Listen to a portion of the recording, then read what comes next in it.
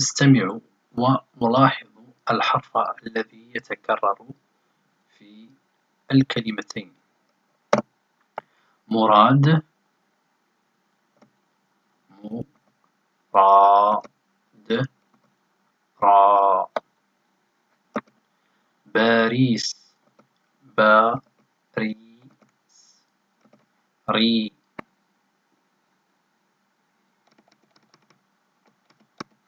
أعيد.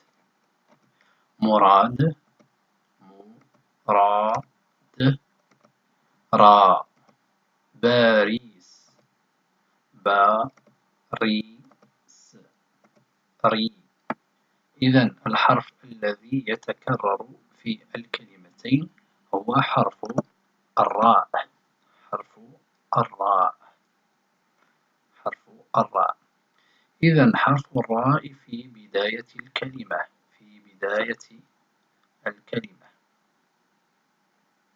وعلى الشكل التالي: مثل رجل.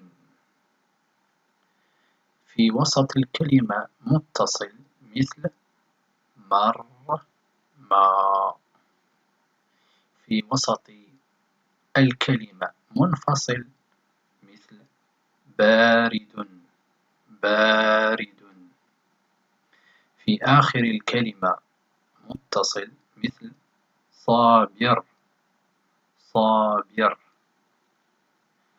وفي آخر الكلمة منفصل مثل دار، دار. إذا الآن سنراجع الحركات القصيرة والطويلة والسكون، وسنضيف الشدة.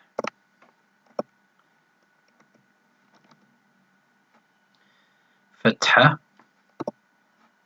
ضمة، كسرة، سكون. فتحة، ضمة، كسرة، سكون. فتحتان، كسرتان، ضمتان. فتحة، كسرة، ضمة، سكون. فتحتان، كسرتان، ضمتان.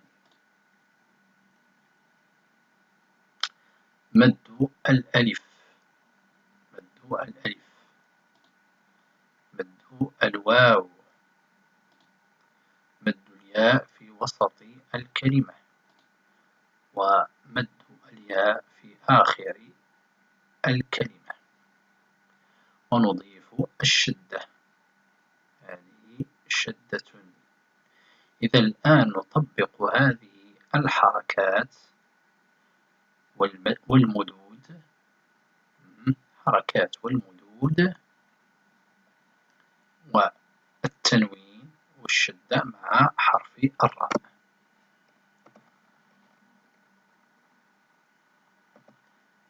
حرف الراء: فتحة، راء. الراء، ضمة، رو. الراء، كسرة، ري. الراء، سكون، الراء. الراء مع الألف، راء. الراء مع الواو، رو. الراء مع الياء، ري.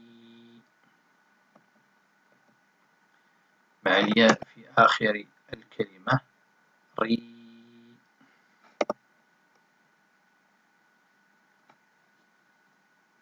الراء مع الفتحتان، رن. الراء مع الفتحتين، إذا رن.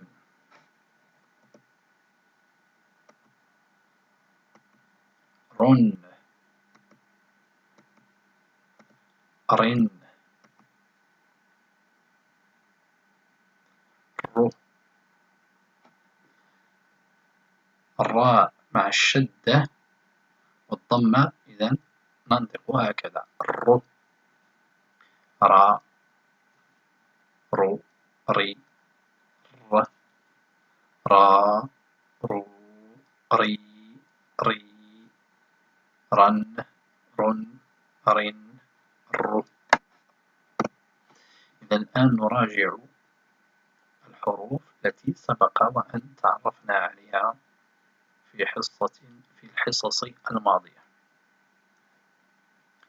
دا دو دي دا دو دي د دا دو دي ما مو مي ما مو مي م مو مي را رو ري را رو ري ري رن رن رن ر م دو.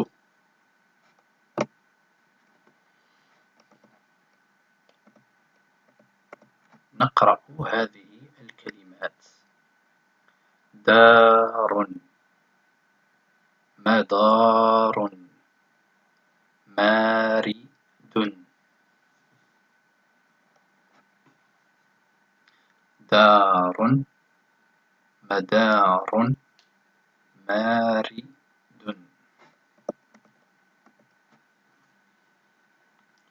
رد مد ردم دود مداد دار مراد مارد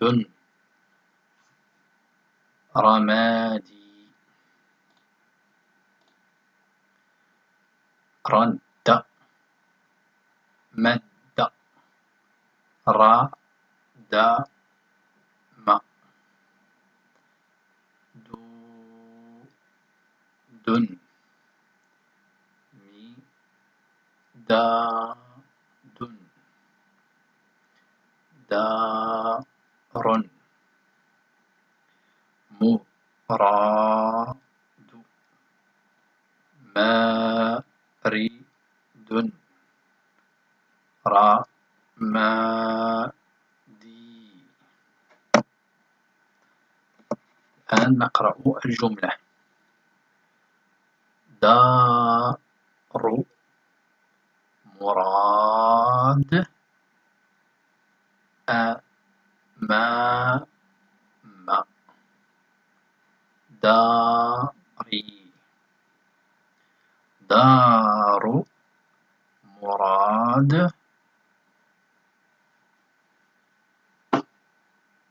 أمام داري.